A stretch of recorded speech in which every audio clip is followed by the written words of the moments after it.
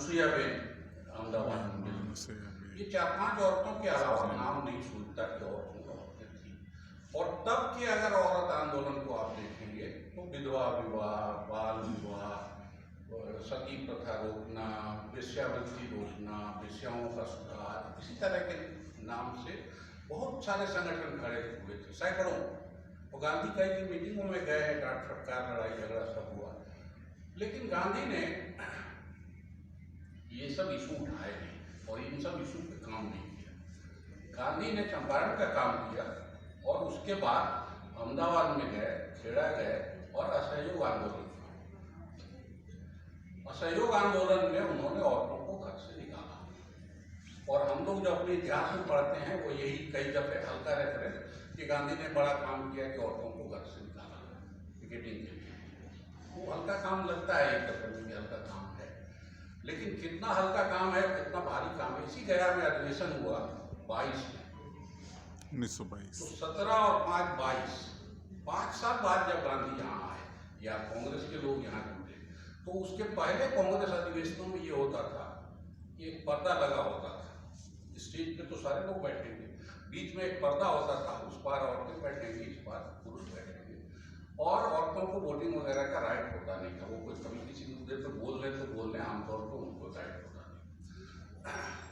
गया अधिवेशन में पहली बार हुआ कि औरतों ने उस पर्दे को हिलाना डुलाना शुरू किया पहले दिन अधिवेशन के, और अगले दिन नोच के उसको गिरा दिया, कहा कि अब इसकी जरूरत नहीं है।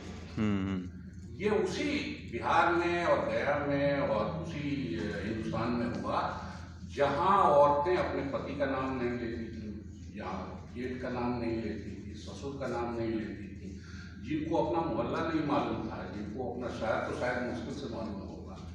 हम सब लोग, अभी किसी ने मुझसे पूछा कि वो तुम फलाना चाची की बात बोले, उनका क्या नाम था? मैंने कहा यार चाची मैंने चाची और फलाने क्या है कि माँ, तो 2 परिचय तो मुझे है, तीसरा तो मुझे नहीं मालूम कि उनका नाम क्या था। तो चाची मेरी गुजर गई और अभी किसी इसमें नाम आया, तो औरतों का परिचय इसी किस्म का था। और वहाँ की हालत ये होती थी, राजेंद्र ने लिखा है, कई लोगों ने लिखा है कि ये जो औरतें आती थी पिकेटिंग में बैठने, कई बार शाम को वहाँ से धरना उठ जाता था, क्योंकि वहाँ जरूरत नहीं रहती। दुकानदार दुकान बंद करके चले जाते थे कि अब ये औरतें आ गई, अब यहाँ पे कुछ बिकेगा नहीं। तो बाकी लोग भी अपना धीरे धीरे धीरे खिसक गए, कोई औरत रह गई है तो उसको कहाँ जाना है ये नहीं मालूम। तो कांग्रेसी कार्यकर्ताओं को ये दिक्कत होती थी कि उनको घर कैसे पहुँचाए। तो ये 5 साल की कहानी है कि 5 साल में ऐसी औरतें अधिवेशन में पर्दा नोच के गिराने की स्थिति में आ गई। इस बीच असहयोग आंदोलन हुआ और उसी से गांधी ने ये हासिल किया। 31 में जब नमक सत्याग्रह गांधी ने किया तो इस मुल्क में 25,000 औरतें जेल गई। दुनिया के इतिहास में आज के तारीख तक किसी भी क्रांति में, किसी भी रैली में, किसी जुलूस में 25,000 औरतें जेल नहीं गई। और ये क्रांति उस बहादुर ने किया 15 साल में। वो 15 में हिंदुस्तान में आए हैं, 31 में ये रेवोल्यूशन हुआ कि 25,000 और जेल मने 31 के जेल का मतलब आप साधारण जेल मत मानिए। 4 औरतें पहली तैयार करने में उनको 1904 में बहुत दिक्कत हुई थी। इसमें कस्तूरबा थी, 2 बहुएं थी, संतोष और काशी, और एक जयकुंवर थी, ट्रांजीवन नेता की बेटी। ये 4 लोग तब तैयार हुए थे और यहाँ 25,000 औरतें जेल गई। और ऐसी औरतें जेल गई, ऐसी औरतें की गांधी ने मनाही की थी कि लड़कोरी औरतें नहीं जाएंगी, बूढ़ी औरतें नहीं जाएंगी, बीमार हों वो नहीं जाएंगी। 11 दिन के बच्चे को लेके सत्यवती, जिनके नाम पे अभी कॉलेज है, और दिल्ली में सबसे बहादुर क्या उनके बारे में माना जाता है कि वो शायद सबसे बढ़िया स्पीकर थे। नेताजी इधर माने जाते हैं कि पुरुषों में नेताजी बहुत बढ़िया स्पीकर थे, सत्यवती के लिए ये माना जाता है कि औरतों में शायद उनसे बढ़िया स्पीकर कोई नहीं था। जहाँ खड़ी हो जाए वहाँ आप पीछे लाइन लग जाए। और मरी हैं मेरे ख्याल 43-44 साल की उम्र, टीबी से, वो भी जेल की टीबी से। और 9 बार अरेस्ट हुई हैं नमक के साथ, और पुलिस उनको जेल ले जाना नहीं चाहती थी क्योंकि 11 दिन का बच्चा था उनका, और 11 दिन के बच्चे के साथ वो जेल गए। तो 31 में इसके औरतों को काफ़ी छोड़ा पुलिस ने, जहाँ आस्था के बाहर ले जाकर छोड़ दिया, लेकिन उनको लगता था कि ये कमज़ोर मान के हमको छोड़ रहे हैं, तो उन्होंने ज़बरदस्ती गिरफ्तारी दी और तभी ये सब यहाँ तक आई। 42 का आप देखेंगे आंदोलन तो आपको लीड में औरतें दिखाई देंगी। अरुणा जी झंडा फहरा रही हैं, कमला देवी, सुचेता कृपलानी अंडरग्राउंड सारी एक्टिविटी चलवा रही है सुचेता कृपलानी। तो और वहीं का नहीं, आप हर थाने की रिपोर्ट पढ़िए कि 42 में हर थाने पर जब झंडा फहराया गया उसमें कौन लोग आगे थे, आपको अचानक दिखाई देगा कि औरतें आगे थी, लड़कियां आगे थी। मेरी चाची 8 साल की थी, तो उस पूरे जुलूस में ये हुआ कि इनको आगे थे तो इसको आगे करो, ये छोटी है सबसे, तो इसी ने ताला लगाया। सबसे खूंखार खाना हमारे यहाँ माना जाता था, क्योंकि मुगलों के खाना आ रहा था, उसमें खाना है जिसमें पिटाई होती थी लोगों की, तो बाहर आवाज़ नहीं आती थी। उस थाने में ताला लगाना है तो सबसे छोटी लड़की को लगाओ। तो इस तरह से लड़कियां 42 तक आते आते, जो लड़की तब पैदा हुई है, जिसको होश आना शुरू हुआ, जिस औरत को थोड़ी पॉलिटिकल समझदारी शुरू हुई, उसने इतने बड़े पैमाने पर समझदारी शुरू की और घर से निकलने की जो प्रथा थी, निकालने की गांधी की जो कोशिश थी, वो गोली खाने तक गई। मतंगिनी हजरा जो विधवा थी, जिसको जीवन बेकार हो गया था, गांधी के आंदोलन ने उसको जीवन दिया और उसी ने जीवन लिया। मातंगिनी ने तिरंगा लेके, कनकलता बरुआ तिरंगे के साथ गोली उसने खाई। बीना दास इतनी पढ़ी लिखी, इतनी खूबसूरत, इतनी बहादुर, जीवन कितने मुश्किल से बीता, लाश पड़ी रही 3-4 दिन मथुरा में। उसके बाद उनको किसी ने पहचाना, शायद तरुण सेन ने उनको जाके पहचाना। तो इस तरह की बहादुर लड़कियां हैं। और खाली ये बहादुरी का एक किस्सा नहीं है, बहादुरी के किस्से ये हैं कि हर आंदोलन में, हर जुलूस में, हर रैली में, हर आयोजन में आना, हिस्सेदारी करना, पैसा देना। जब कलकत्ता अधिवेशन हो रहा था और अंग्रेजों ने तय कर लिया कि अधिवेशन नहीं होने देना है, मालवीय जी अध्यक्ष डिजिग्नेट थे, उनको स्टेशन से उठा लिया गया। नेल्ली सेनगुप्ता ने 25,000 लोगों को एस्प्लेनेड पे जमा किया, अधिवेशन हुआ, प्रस्ताव पास हुआ, उनका भाषण पढ़ा हुआ मान लिया गया। गांधी ने कहा इसी को अध्यक्ष बना दो। और नेल्ली कौन थी? नेल्ली हिंदुस्तानी नहीं थी, वो हिंदुस्तानी रंग में। गांधी के साथ कम से कम 4 दर्जन औरतें ऐसी आई। मीराबान का केस तो बहुत सेलिब्रेटेड है, जो आके सरला बहन, चिपको आंदोलन और बाद में कितने आंदोलनों में उनकी भागीदारी थी। मुरियल लिस्टर, गांधी रोकते रहे बताओ, नहीं आई।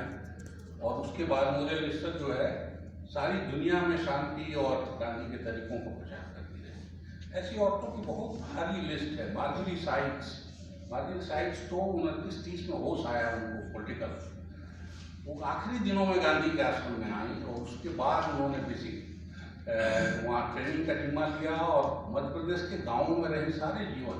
बाद में रविन्द्रनाथ टैगोर को बहुत बढ़िया काम किया। तो ऐसी औरतें आई एक पर एक, जिन्होंने अपना जीवन सारा लगा दिया। गांधी के बारे में कहा जाता है कि उनके एक भाषण से किस तरह का असर होता था जाने। औरतों की मीटिंग बाद में वो गांधी एक अलग करने लगे। हर शहर में बड़ी मीटिंग करते थे, उसके बाद एक औरतों की मीटिंग करते थे। और औरतों की मीटिंग में जब औरतें जाती थी घर से, तो पुरुष उनके गहने उतरवा लेते थे, क्योंकि वहां जाने पे बुढ़ऊ क्या बोलेंगे, और औरतें जो है अपना गहना उतार के सारा पकड़ा देंगे। ये इतना कॉमन। और पोटली बांध के नहीं, रुपया बैलगाड़ी पे लाद के गांधी लेके गए, 1-2 जगह से नहीं। उनके साथ के लोगों को रुपया पैसा और गहना लेके जाना मुश्किल हो, क्योंकि हर जगह बैंक थे नहीं, तो सचमुच बैलगाड़ी पे लाद के गांधी पैसा लेके जाते थे। ये तो इस तरह का जादू गांधी का चला। कम से कम 25 औरतों का मैं जानता हूँ, उससे भी ज्यादा बड़ी लिस्ट। इसको 500 चिट्ठियां गांधी ने लिखी। उसके जीवन का कौन चीज गांधी नहीं जानते। मासिक तुम्हारा रेगुलर हुआ नहीं हुआ, क्या करोगी तो ठीक हो जाएगा, क्या खाओगी, क्या पहनोगी, क्या करोगी, और फिर क्या पॉलिटिकल एक्शन लोगी। अब सलाम उनकी एक ऐसी प्रिय बेटी थी जिसको गांधी मना करते रहे नोआखाली में कि अब हो गया बहुत अनशन। उसने वो दुर्गा का अपमान हुआ था और उसकी तलवार उठा के ले गए थे दंगाई। एक तलवार मिल गई, दूसरी नहीं मिल रही थी और वो अनशन तोड़ने को तैयार नहीं। गांधी ने कहा हो गया था, बोली ना। फिर गांधी ने कहा कि भाई मुझे बाप मानती हो, कम से कम इतना मान लो। तो कहा कि नहीं बाप बाप है, लेकिन आप ही ने सिखाया है कि अन्याय नहीं करना। तो ऐसी बात जब दंगा हुआ है देश में और इधर की औरतों को भगा के उधर ले गए, उधर की औरतों को भगा के उधर ले गए, तो हमारी ये जो बहादुर लड़कियां हैं, ये तो नहीं है, सब 2500 नाम है, इन्होंने 35,000 औरतों को वापस, इस पक्ष वाले ने उस पक्ष वाले ने 35,000 लड़कियों को वापस, जिनकी शादी जबरदस्ती हो गई थी, जिनकी संतानें हो गई थी, जिनके साथ रेप हुआ था, जिनको और छुड़िहारिन बन के, दफादारिन बन के, वेश बदल के जा के वहाँ से। और इसमें कौन है? इसमें मृदुला साराभाई परिवार की बेटी, वो इस काम को लीड कर रही है। इसमें नौरोजी की पोती खुर्शीद, इसमें नेहरू परिवार की रामेश्वरी कोऑर्डिनेट कोई कर रही थी सारा। और ये वर्षों चला है काम, 1-2 दिन नहीं चला है। जो अपने बच्चे को साथ रखना चाहता है उसको बच्चे को रखा गया, जो नहीं चाहता है, जो बच्चा अपना नाम नहीं देना चाहता इस तरह से कि हम कि कैसी पैदाइश है, उसके लिए अलग इंतजाम किया गया। उसकी पढ़ाई लिखाई, उसके कैरियर का। हमारे बीच हो सकता है बहुत सारे ऐसे लोग हों, दिल्ली के समाज में तो हैं ही इस तरह के लोग। तो और इन सबको एक मृदुला का किस्सा है कि दिल्ली के नजदीक दंगाई आए तो ये खड़ी हो गई, दंगाइयों को आगे नहीं बढ़ने देंगे। 6 घंटे अकेली लड़की ने 1-2 आदमियों के साथ के नीचे पेड़ पे चढ़ गई और डांटती रही दंगाइयों को। 6 घंटे बाद वो वापस आ। जो लोग भी उस दिन लौटे हैं उन्होंने कहा कि ये चंडी लग रही है, अगर चंडी का कोई रूप है कहीं तो उस दिन मृदुला लग रही थी चंडी। इस तरह की बहादुर लड़कियां निकली। खुर्शीद जिनका जिक्र मैं कर रहा हूँ, वो ये जो औरतों को रिहेबिलिटेट करने, और ये बन्नी इलाके का असल में केस था, नॉर्थ वेस्ट का, वहाँ के पठानों में ही चलता था, लड़कियां भगा के ले जाते थे। तो ये गई थी खुर्शीद को वहाँ खादी सिखाने। गांधी ने कहा था तुम चली जाओ वहाँ खादी सिखाने। उनको खादी का काम तो आया नहीं, वो इसी तरह का काम करते हैं। जमशेदपुर आई तो सबसे बड़ा हड़ताल हुआ, और खाली हड़ताल नहीं हुआ, जमशेदपुर में कोऑपरेटिव बना अपना बाजार। आज भी कोई जमशेदपुर जाए अभी भी कोऑपरेटिव बाजार चलता है। कोऑपरेटिव कॉलेज नहीं, कॉलेज नहीं, बाजार अपना बाजार। कोऑपरेटिव का उतना बड़ा बाजार 100 साल बाद भी अभी उसका चल रहा है। तो इस सारी लड़कियों में एक अद्भुत किस्म का, अब इनका नाम दबा है क्योंकि गांधी 48 के बाद नहीं है हमारे बीच। इन लड़कियों के लिए जब ये बड़ी हुई, और एक से एक कहानी, दुर्गाबाई देशमुख हुई, शादी तोड़ दी कि मुझे गांधी भी अजीब किस्म के 10 मिनट का टाइम चाहिए। वो हिंदी पढ़ाती थी, वो और उसकी माँ, और विषयों के बीच काम करती थी। तो कहा 10 मिनट चाहिए, तो गांधी ने कहा कि 500 रुपये दोगी तो आएंगे। तो उसने शायद 1200 रुपये या 1000 रुपये जुटा के दे दिए। तो गांधी ने कहा शायद 35 मिनट रहेंगे, और दुआसिया का काम करती रही। फिर उसने अपनी शादी तोड़ दी, और पति भी ऐसा बहादुर निकला कि उसने दूसरी शादी के बाद जितने भी गाने वाने थे सब उसको दे दिया कि तुम ही अच्छा समाज का काम कर रही हो। महादेवी के पति ने, महादेवी गई ही नहीं विदा होके, सबसे फेमिनिस्ट हमारे हिंदी इलाके में, उनके पति ने भी कहा तुम शादी नहीं करोगे तो हम भी नहीं करेंगे। प्रभावती ने तय कर दिया कि हम ब्रह्मचर्य रखेंगे। सब गांधी का असर था, जिसके चलते अच्छा बुरा एक अलग चर्चा है उसकी चर्चा में। महादेवी वर्मा, हाँ। फिर जेपी ने कहा कि हम भी ना, तुम रखोगे तो हम तुम्हारा आदर करते हैं, तुम्हारे फैसले का। शादी टूटी, बच्चे, असम की सैकियानी, चंद्रप्रभा सैकियानी, सिंगल मदर का कंसेप्ट आज बहुत क्रांतिकारी लगता है।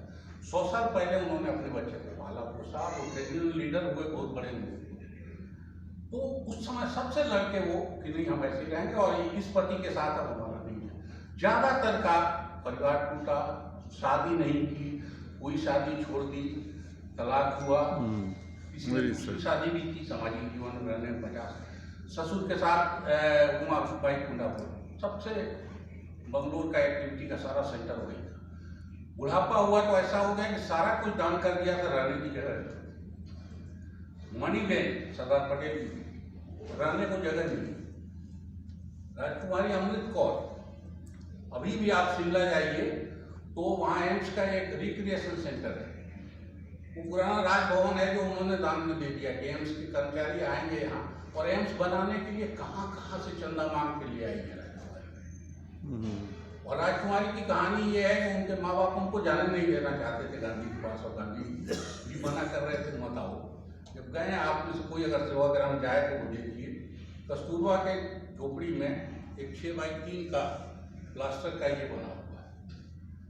ये क्या है, पूरा कैंपस तो बना हुआ है मिट्टी, और इससे ये क्या है पता लगा, ये डिलक्स इंतजाम राजकुमारी के लिए किया गया है क्योंकि राजकुमारी को धूल से एलर्जी थी, तो गांधी ने उनके लिए वो इंतजाम एक अलग से करा दिया कि वो धूल पे कम से कम नहीं सोएगी, तो उसका अस्थमा थोड़ा रुका है। सेवाग्राम कैंप में, हाँ सेवाग्राम नहीं दिल्ली का सेवाग्राम।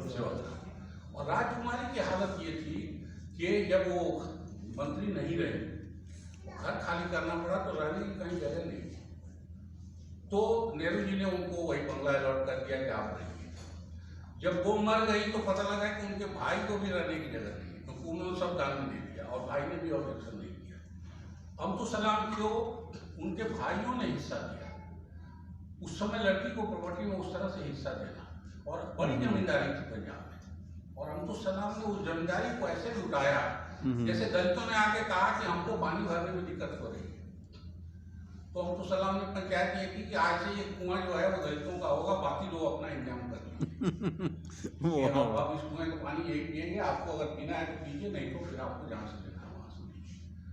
कब लगान माफ कर दिया, 62 के बाद में अब्दुल सलाम। मेरा ये कहना है कि 48 के बाद ये लड़कियाँ कई बार लगता है कमजोर पड़ी हैं या इनको सपोर्ट नहीं मिला। नेहरू जी ने सपोर्ट किया, कई का नेहरू जी से भी टकराव हुआ, मीराबेन का हुआ, मिर्जा साराभाई का हुआ, काफी सारी लड़कियों का नेहरू से भी टकराव हुआ। और कांग्रेस तो तब महान थी, कांग्रेस मैंने गांधी नहीं मानना चाहिए, काफी सारा दोष हम लोग कांग्रेस का दोष गांधी को, जैसे विभाजन का दोष अभी भी भाई लोग कहते हैं कि गांधी ने तो नहीं, तुम तो लगे रहो आज भी विभाजन कराने में, और दोषी गांधी को करार दो कि गांधी सुनने क्यों नहीं होगा। तो कांग्रेस में भी काफी जाति का मसला और मेल्सोविज्म का मामला, ये कांग्रेस में भी था, कांग्रेस की सरकार में भी था, तो ये बाद के दिनों में और चला है। इसमें से काफी सारी लड़कियां, महिलाएं बाद के दिनों में हमको दिखाई देता है कि एंटी कांग्रेस या एंटी सरकार स्टैंड लेने लगी, या पॉलिटिकल काम कर रही थी तो बंद कर दिया, जो एनजीओ सेक्टर कहिए या अपनी संस्था बना के, और एक से एक मजबूत। प्रेमा कंटक, इसको लेके गांधी से रिश्ते का अभी भी भाई लोग उड़ाते हैं। प्रेमा कंटक ऐसी बहादुर लड़की है, और ऐसी बहादुर थी और इतनी तेज थी कि गांधी जब गए हैं गोलमेज कॉन्फ्रेंस में तो अपनी मैगजीन उसको सौंप के गए कि तुम निकालोगे, और जब वो इंचार्ज थी हॉस्टल का और आश्रम का, तो उसके डिसिप्लिन के किस्से और उसके डांट डपट के किस्से ऐसे हैं कि हर कांग्रेस से डरता था कि बाप रे बाप ये झूठ है। और वो गांधी को बाप भी बोलती है, भाई भी बोलती है, बेटा भी बोलती है, ये तीनों नाम से चिट्ठियां हैं, और हर साल राखी मांगती है। तो इस किस्म की लड़कियां थी जो धीरे धीरे धीरे धीरे कम एक्टिव हुई क्योंकि गांधी की, लेकिन तब तक शायद इसकी जरूरत इस किस्म की कम हो गई थी। आप देखेंगे किसी भी सेक्टर की तुलना में औरतों की हिस्सेदारी समाज के बाकी कामकाज में जितनी गांधी के समय थी या गांधी के शुरुआत के समय थी, उससे ज़्यादा रफ्तार में बढ़ी है, बहुत तेजी से बढ़ी है। और इसकी शुरुआत गांधी से हुई है, और गांधी ने इतने बड़े, गांधी ने इस पक्ष का कभी कोई चर्चा नहीं की, कभी कोई स्टेटमेंट नहीं है गांधी का जिसको हम फेमिनिस्ट हिसाब से जोड़ें, या कहीं यही दवा जो आज मैं कर रहा हूँ कि गांधी ने बहुत बढ़ावा दिया, इस किस्म की बात गांधी ने कभी नहीं की। लेकिन देखने पे ये साफ लगता है कि देश में औरतों का आंदोलन अच्छा और इतने सेक्टर्स में गया है, खादी में, विलेज इंडस्ट्री में, गाने में सबसे बढ़िया आवाज सुब्बालक्ष्मी में मानते हैं। एक बार गांधी ने कह दिया कि भैया तुम्हारा ये कंठ जो है ये तुम्हारा, इसमें कुछ नहीं है, ये सब भगवान का दिया हुआ है, तो तुम पैसा क्यों मांगते हो? सुब्बालक्ष्मी पूरे जीवन दूसरे के घर में नहीं, अपना घर में उन्होंने नहीं बनाया। मैंने जो एक नंबर गायिका जिसके बारे में कोई डाउट नहीं हो सकता, उस सुब्बालक्ष्मी ने कभी पैसा नहीं मांगा, कभी किसी प्रोग्राम में। उनके कमाई का आज भी, सुब्बालक्ष्मी की कमाई का, उनके रॉयल्टी का ज्यादातर हिस्सा गांधीवादी संस्थाओं को आज भी जाता है। हरिजन सेवक संघ, हरिजन सेवक सब संस्थाओं को जाता है, ऐसी सारी संस्थाओं को जाता है। तो इन औरतों का हिसाब मैं जब काम करने लगा थोड़ा, तो मेरी इच्छा हुई कि 75 साल हुआ है तो 75 औरतों को ढूंढा जाए। और 75 ढूंढने में अजीब किस्म की मुश्किल आने लगी। जैसे 75 की लिस्ट बनानी पड़ी, क्योंकि जाने कितने हजार औरतें आ गई। सबसे मुश्किल रजवाड़ा त्रावणकोर, वहां खटिमल बोम्मा, क्या एक वो टीचर की अभी नाम, ये सब जो हैं अकम्मा चेरियल स्कूल टीचर थे। 35,000 लोगों का जुलूस उस दिन निकाला, समय देखे कि हम हर दिन आएंगे, और त्रावणकोर ने अपनी सारी ताकत लगा ली और इन्होंने जुलूस किया हुआ। तो इस तरह की लड़ाई लड़ने वाली सारी औरतें धीरे धीरे एक तरह से मुझे नाम तय करने में बहुत दिक्कत हुई, क्योंकि नाम के इलाके सब अलग अलग हैं। तुरंत अपने दिमाग में जाति का, आदिवासी है, नहीं है, पूरब का है, पश्चिम का है, ये गणित आने लगा। और कुछ ऐसे नाम थे, जैसे खादी का पहला काम किया गंगाबान ने। अब वो गंगाबान जब मैं ढूंढने लगा तो गंगाबान का ना डेट ऑफ बर्थ, न डेट ऑफ डेथ, न उनकी कोई तस्वीर, न उनके घर की का कोई हिसाब किताब, लेकिन वो इम्पोर्टेंट हैं कई चीज़ों से। तो खादी सिखाने के लिए वही आई, गांधी को भी सिखाया, और बाद में आश्रम में रह के जो लोग भी ट्रेनिंग लेते थे, मशीन खराब होती थी चरखा, वो ठीक करती थी। और गंगा बहन दलित, तो आश्रम में दलितों के रहने के जो प्रसंग हैं उनमें इनका होना इम्पोर्टेंट है उस दौर में।